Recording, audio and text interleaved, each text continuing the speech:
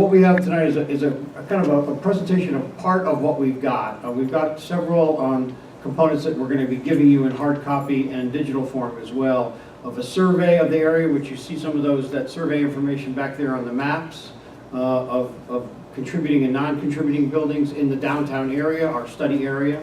We also have kind of what we call a roadmap to preservation. If the city is interested in actually getting serious about historic preservation and wants to create a historic preservation commission and an historic preservation ordinance, we have that information for you and the enabling legislation that allows that to occur. And lastly, we have a set of design standards which we put together called design guidelines for the proposed downtown district. So these are all preliminary documents that are for you guys to use in case you do want to really actually move into more active preservation of your historic resources in your downtown. And these documents are not just for looking at the past, they're really future oriented. What do you want Tucker to look like in 25 years or 50 years? These documents can really begin that process. I know you're also in the middle of a comprehensive planning process, and I went to one of those meetings, and I think that much of the stuff that we talked about really dovetails with what their tenets are, what their conclusions are in their process as well. So hopefully these things can work together. And so this is kind of what we're giving to you. After tonight, it's your ball to either run with it or fumble. So what I'd like the students to do is each of them can introduce themselves and talk a little bit about what they did as part of the project. So Allie, why don't you start? Hi, I'm Allie Crook. I grew up not too far from here and went to Parkview High School. I worked on the survey portion of the project. We all visited Tucker 2 times in February and collected the data that went into the map that is over there. You'll see that in the slides. And collected individualized data based on criteria established by the state. So I took all of the data, compiled it into one document that's about 58 pages long. And we were able to find what was contributing and what was non-contributing, and I'll go over those definitions. My name is Caitlin. I worked on the architectural guidelines and defining the building styles and types throughout the proposed historic district here in Tucker. I also did a lot of the editing. And I put together the roadmap, and we'll present on that shortly. Hello, my name is Sean Diaz. I worked on the design guidelines along with some components that the fellow classmates did. And then I also worked on the presentation for the design guidelines. My name is Daniel Scott. I mainly worked with the graphics, doing a lot of the illustrations and the diagrams you'll see in the design guidelines, as well as the project coordinator to get everybody's information into one book with one clean idea to help represent Tucker. Okay, so I think we're ready to start. I'm going to why don't you leave these lights on, Courtney, and switch these off. And is that okay, or do we need all the lights off? It might be a little too dark. Yeah. We need more mood lighting. So is that? Can everyone see so this is illustrations of the 3 documents that we've prepared, and so Allie will talk about the survey. Yeah, so this is an outline of all 3 documents on the first page. We prepared the survey, the roadmap, and the design guidelines. This is the cover of all 3 of the documents. In addition, the 3 entities involved in the project will get digital files and flash drives. Surveys are used to identify the contributing and non-contributing resources. I'm going to go over the survey process and that we followed while we gathered the observations over our 2 site visits. Surveys are used to determine what's historic. The Georgia Historic Preservation Division has more or less codified the process by requiring certain criteria, and I'm going to go over those on a further slide. Buildings that are 50 years and older are considered historic by the National Historic Preservation Act, and data recorded and or submitted to the Historic Preservation Division is accessible online through the GNARGIS program. I'm going to go over that in just a minute. So this is the GNARGIS program website. It's gnargis.org. Anyone can access it. It's public data. This is Tucker. There is really no data on this side of DeKalb. I think that one is in Gwinnett. There really isn't anything about it. And then these are all Stone Mountain. So we are pretty much spearheading the survey process here. So these are the criteria that we went off of. You can see there's a lot of basic things that are very vague, but they're also specific to the contributing and non-contributing aspect of the documents. And all of these criteria are based on what the Historic Preservation Division would require if we were turning in this survey to them to be including GNRGIS. For the purpose of this document, it has not been provided to the state, but this is a starting point. So now I'm going to discuss the process. The first site visit, in February, we walked around. We got a lot of ideas about what the community wanted. We spoke with several people from the city, from the Historic Society, and they were gracious enough to give us a nice in-depth walking tour. The second visit, we walked around, thank you, Matthew, and we walked around with Richard, and we collected data regarding each of the buildings, and we walked around with enormous maps coloring what was contributing and what was not contributing. So we define contributing as any resource or property that adds to the historic integrity or architectural identity of the historic district. So 50 years or older and maintains the integrity of the historic building. Now you'll see there are several historic, more or less, buildings, but they do not contain the integrity of the historic fabric. So those would be considered non-contributing. Those are buildings that are less than 50 years old or have been altered to a state that is not historic anymore. So we found 40 buildings in the downtown Tucker proposed district that are contributing. And then we surveyed 18 out of the many buildings that are downtown that are non-contributing. There are plenty more buildings downtown than 58, but we had to stop at some point. So here's our map. You can see the majority of our contributing buildings are based on Main Street and on La Vista Road. We have several contributing residential structures up here, and we have the 2 churches. And then we've got a lot of contributing resources down here on Idlewood Road. So it was really interesting to kind of see the crossroads right here. It's kind of the main pattern. You can also see there's a good amount of vacant space downtown, which is denoted in yellow, and there's a lot of non-contributing. So here is an example of what our survey report looks like. We've got like a full profile of these buildings. So here are 2 examples of contributing buildings. We've got both banks downtown, PNC and Bank of America. They're both contributing to what we coined the question, how does this building fit into the post-World War II character theme? And so, you know, that means that they're approximately 50, 60 years old. Both of these buildings are contributing. We used approximation dates. So we said that this was approximately 1960, same thing here. These are both postmodern architectural styles, and they're both commercially based. So we go over the materials, we go over the foundation type, the building type, the window type. You can see all the criteria here are covered.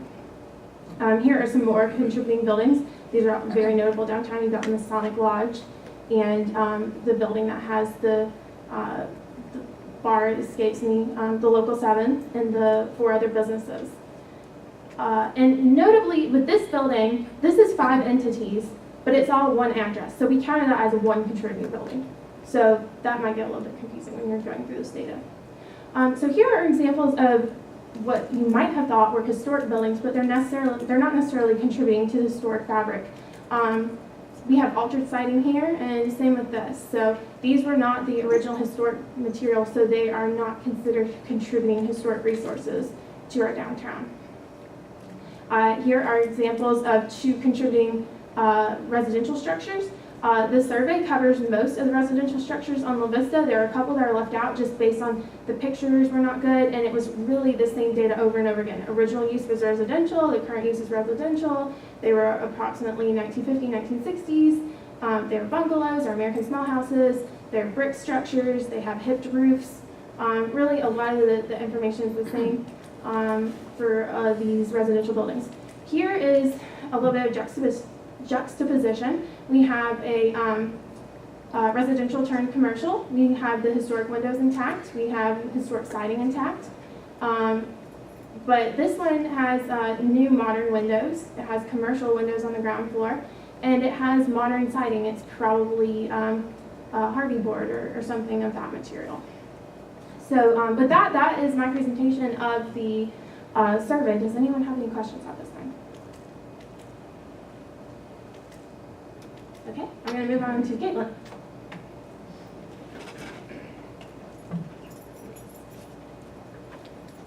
Hello. So I'll be presenting, I guess I have to get closer than I expected. I'm presenting on the roadmap that I put together for Tucker. Lovely picture of the Brownies courthouse. I love this picture. So the roadmap was put together to provide detailed steps on what needs to be done to protect the historic resources of the city of Tucker.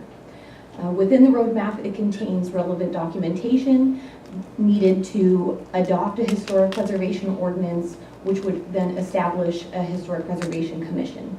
And this is just some of the, well, this is the 9 items that can be found in the roadmap. It's a really great resource tool, is really what we designed this to be. So just a short explanation of what the model ordinance is. The Georgia State Historic Preservation Office has put forth a model ordinance that can be used as a model for any city or county within Georgia to adopt, and the information, the guidelines that are in the model ordinance are based on the state's enabling legislation, or the Georgia State Historic Preservation Act. The primary purpose of a preservation ordinance is to establish a historic preservation commission. In this case would be the Tucker Historic Preservation Commission. And creating an ordinance is a great idea because it stimulates and revitalizes downtown business districts, brings tourism. There's a whole list of positives in doing this that I'll go into and we'll go into.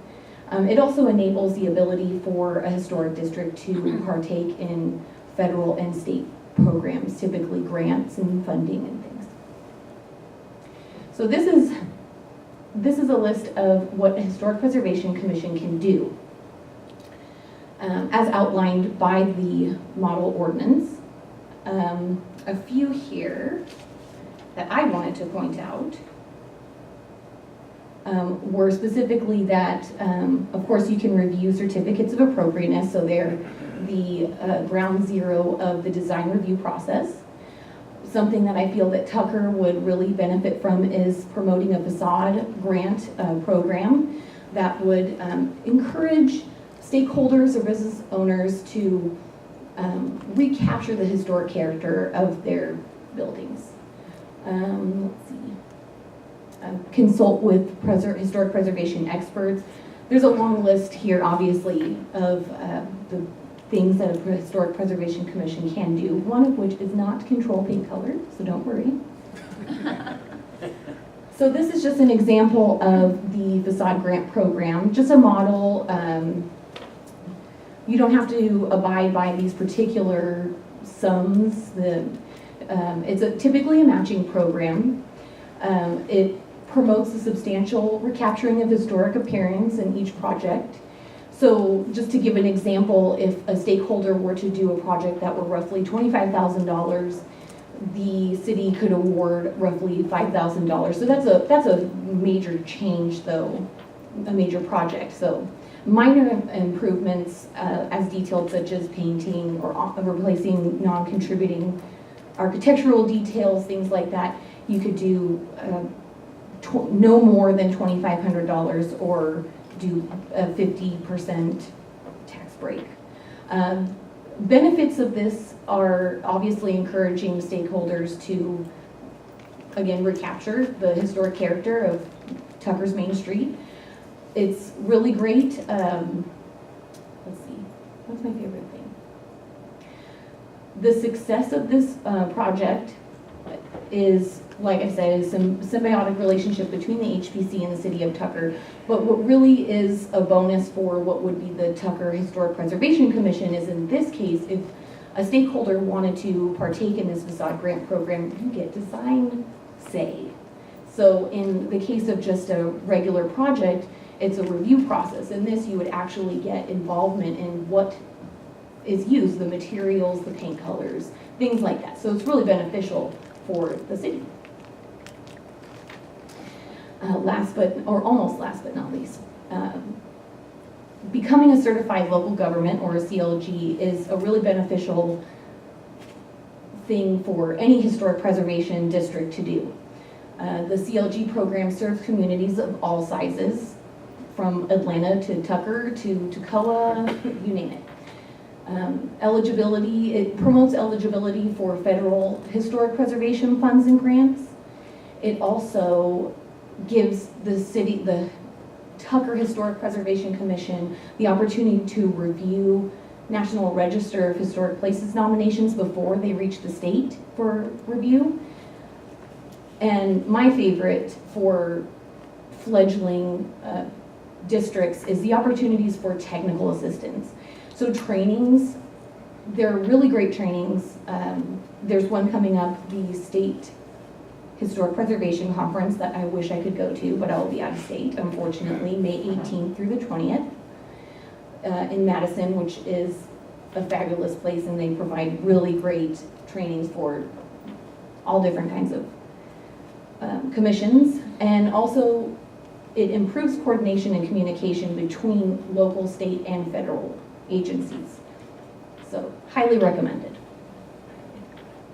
And then just a quick little overview of the difference between a National Register district and a local historic district. And this can be confused just on verbiage or by definition. So the National Register district is our country's official list of historic places worthy of preservation. So it's just acknowledging that a place is worthy of preservation.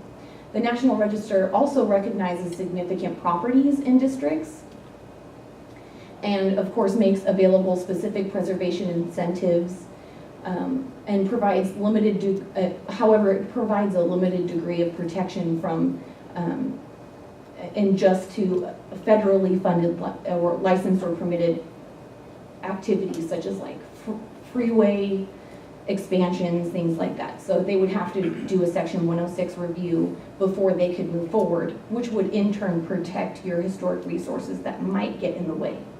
So it's beneficial in that way. It's a 17-step process, and our program is familiar with that process because we're working on East Atlanta, not specifically us, but our program is working on East Atlanta, and it is a lengthy process. The local historic district, however, has surprisingly more weight to it because it is backed locally by the Georgia State Preservation Act. The district is designed by adopting a preservation ordinance, like we talked about, which falls under the jurisdiction of a local historic preservation commission. The local districts are overlaid on existing zoning classifications, so it's intertwined within the city government guidelines, which is really great. It also protects significant properties and the historic character of the district from any unsympathetic new developments. So if Denny's, for instance, were to come into Tucker and say, we want to set up shop, they would have to abide by your design guidelines. So that's a great benefit. Changes, including demolition, which is terrible most of the time, must undergo the design review process. So they'd have to be overseen by the Tucker Historic Preservation Commission before any kind of major change in material appearance were to happen. So, and that is all. So finally, we're going to end on the actual proposed design guidelines. So as the city of Tucker evolves, using preservation as a tool for retaining historic properties and regulating new development not only aids in safeguarding Tucker's character, but it enhances the city's sense of predictability. So that's basically the meat. Why we do this: we want to preserve Tucker, and we want to also give not only current residents, but also potential new residents and new development the chance to see what's coming ahead and not be surprised by things that happen. So maintaining historic resources in the proposed downtown Tucker district comes with additional economic, environmental, and cultural benefits, such as properties in designated districts appreciate at faster rates than similar properties in non-designated districts. Local districts encourage better quality design aesthetics, adding a sense of cohesiveness and public appeal. And finally, communities with local districts have greater control in upholding standards of compatibility. So while these design guidelines may seem that they're very well thought out, that's purpose, like we did that on purpose, we did think about it very hard, but these are not set in stone. You can't regulate people without a fight, as I'm sure many council members know. So these are kind of just a guideline, as it says. So the purpose of these guidelines are to assist the city of Tucker. We want to outline, protect, and enhance the existing characteristics and resources. And then finally, this document kind of provides different sections that are, for example, development pattern, setback spacing, building height, parking lots, landscaping, public spaces, signage, and maintenance. So some of the things we went through, as Ally spoke earlier, was how we were mapping and trying to understand Tucker in this district, and where do we kind of at least begin to define a boundary to address preservation. Because as we define a center and we build a movement or an understanding about the center, then we can start to have more outreach in these satellite locations to help some of the more residential, the historic areas in the residential neighborhoods.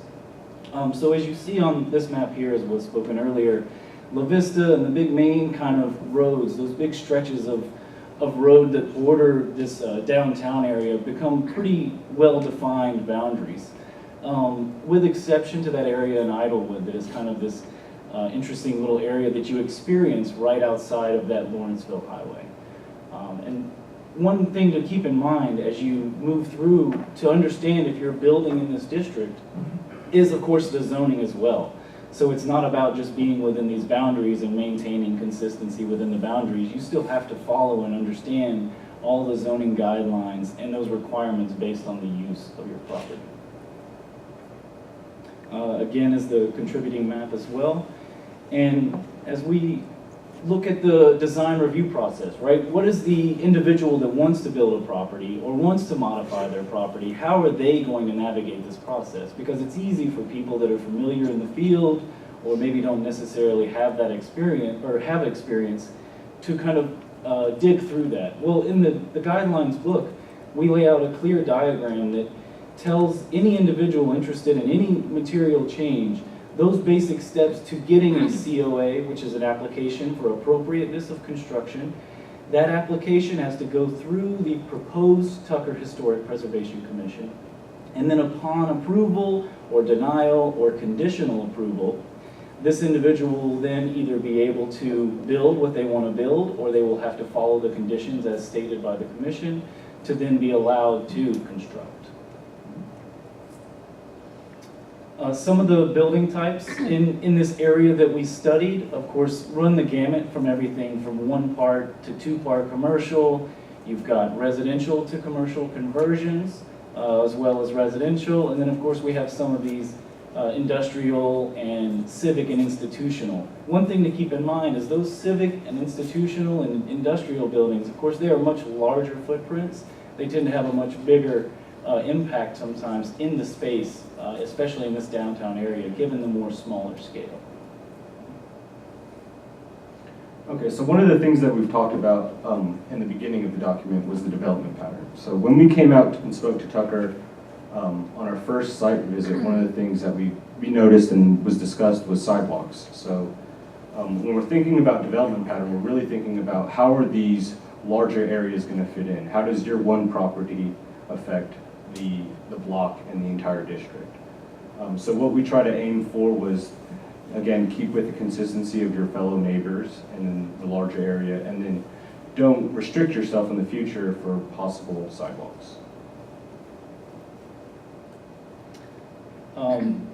You know, and when you're having someone coming to approach you to design a property and they're approaching you, whether it's their house or a business or maybe a government entity that's creating a building or a larger institution, you have to consider how the fabric of the city is structured so that you don't break any consistencies that can help maintain that historic character. So this is a series of diagrams that help the individuals coming to approach you for a change to better understand, well, if I'm going to build a house, well, I need to make sure I'm not building my house right up on the front of the street. I want to make sure to keep a buffer that follows with that fabric of adjacent properties. The same with commercial. Commercial, you want to make sure we're much closer to the street. We want to increase that, that street life and that streetscape so that we build on the sense of community, like what we've heard from with the collaborative and some of the other studies with livable cities. And so that gives you a sense of some subtleties that have to still be kept in mind in order to maintain that fabric. This is an example from the book as well, where you get to understand a sense of scale. So if we want to do infill projects, for instance, if you're looking at developing that area between Main Street and out towards the periphery of downtown near Lawrenceville, La Vista, the scale has to be addressed from those kind of lower 1 to 2 story Main Street all the way out to those borders. So when you consider that, we want to make sure you're not, these new developments aren't exceeding, by 2 and 3 stories properties adjacent to them. That way you don't get kind of these obstructions as you see in the images below. So next we looked at parking, landscaping, and public spaces. So as we know, parking is best situated on the back and on the rear and the side of the buildings, unless you're talking about Main Street, where you really want as many people down there as possible to come and see your shops and everything, go to your restaurants. So one of the things also that to think about is public spaces. So Tucker already has a great little square right there next to the Mason building, and has plenty of room to grow. There's parking lots. When we looked at some of our maps that are actually included in the document, we have one strictly for parking, and you can see that a lot of these larger industrial buildings have on-site parking that can be combined or broken up into by landscaping. Once you move with your individuals that are interested in developing their property, beyond just how they lay out their property and what the function is, we still have to address the architectural details, the subtleties that help maintain the connection between new construction or reuse or rehabilitated construction and that which is historic.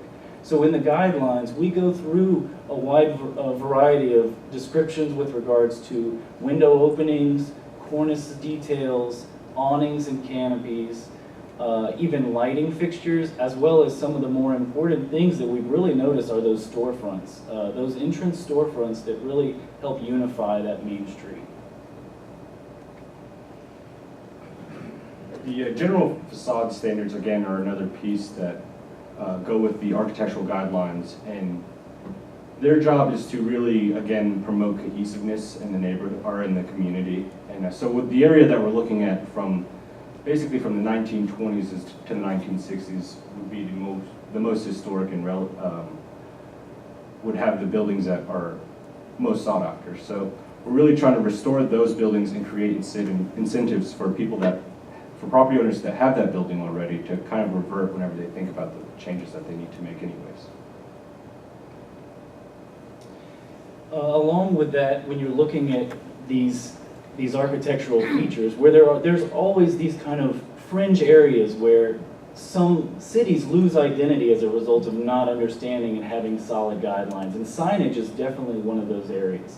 Signage in Tucker can definitely be improved and enhanced by giving good, strong guidelines that allow business owners to successfully display and market their business, to promote the community and the economy, but also to retain some of that character that is within the downtown district, or as you've seen in the bicycle shop or this property here, 2390, they've kind of still followed within some guidelines. They're using the architecture as a sign, so it all gives an opportunity for the business to still be cohesive, but allow them to market themselves.